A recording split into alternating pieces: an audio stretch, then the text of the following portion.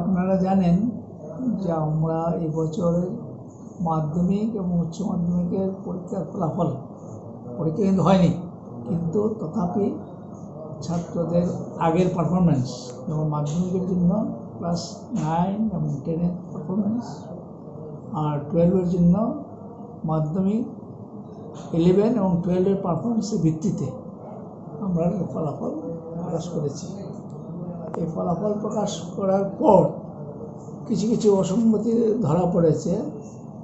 ছাত্রদের পক্ষে কিছু অভিযোগ আছে যে বিভিন্ন বোর্ডে আরও অনেক বেশি পার্সেন্টেজ দেওয়া হয়েছে, আমরা কেন কম দিয়েছি ইত্যাদি।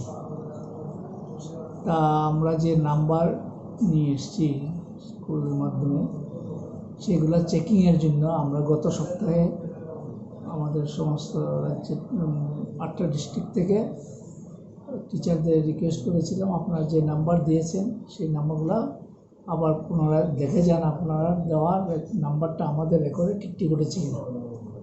এতে খুব একটা হয়নি, কিছু কিছু ক্ষেত্রে হয়তো একটু অসঙ্গতি ধরা পড়েছে। এছাড়া যে সমস্ত শিক্ষক মহাশয়রা এসছেন এবং মাঝে ইনবিটুইন কিছু কিছু স্কুল থেকে রিপ্রেজেন্টেশন এসছে, ভার্বেলি রিটেন, কোনো স্কুল থেকে এসএমসি মেম্বাররাও এসছেন, এসে ছাত্র অসন্তোষতা বলেছেন এবং কিছু ছাত্র অসন্তোষ হয়েছে। আপনারা জানেন যে বিভিন্ন জায়গায় ছাত্র অসন্তোষ হয়েছে। এই সবের প্রেক্ষাপটে আমরা প্রথমেই রেজাল্টটাতে অন্যান্য বছর কী হতো, রেজাল্ট যেদিন পাবলিশ হয় সেদিন মার্কশিট দিয়ে দেওয়া হতো, মার্কশিট হিসেবে দেওয়া হতো। এবার যেহেতু পরীক্ষা হয়নি, কাজের একটু স্রোতগতি ছিল, আমরা শুধু রেজাল্টটা ওয়েবে দিয়েছিলাম, মার্কশিটটা দেওয়া হয়নি। তো মার্কশিট আসার পরে সামগ্রিক প্রেক্ষাপটে আমরা যারা শুধু কোয়ালিফাই করেছে তাদেরই মার্কশিট দেওয়া আছে, সার্টিফিকেট দেওয়া আছে।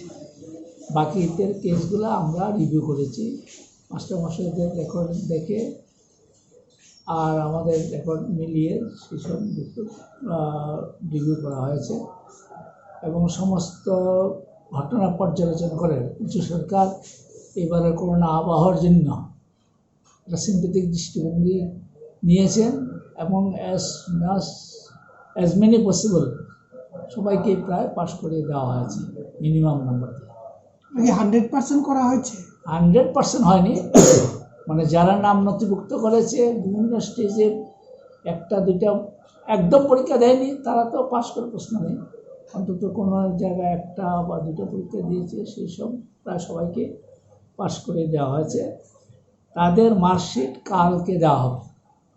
হ্যাঁ, এরপরেও যারা পাস করতে পারেনি, যেমন হায়ার সেকেন্ডারি প্র্যাকটিক্যালে বেশ কিছু ছাত্র অ্যাবসেন্ট ছিল, যাদের প্র্যাকটিক্যাল আছে, practical is a part of the examination, practical ছাড়া কিন্তু তাদের পাস করানো যাবে না।